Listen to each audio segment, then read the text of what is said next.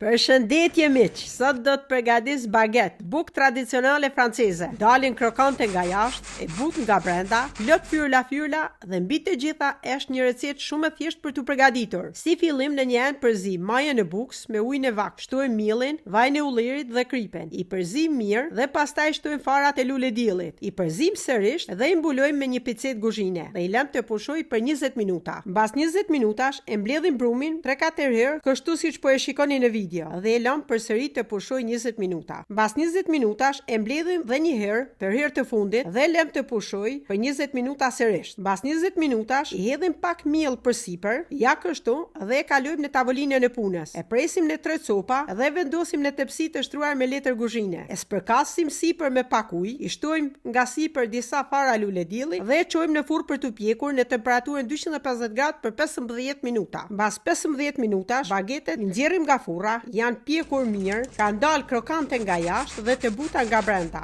Dhe shikoni si kanë dalë, plot fyrla. Tani bagetet i kemi gati për të shërbyer. Kjo pra ishte receta ime për sot, shpresoj t'ju ketë pëlqyer. Ju bof mirë nëse e provoni. Faleminderit.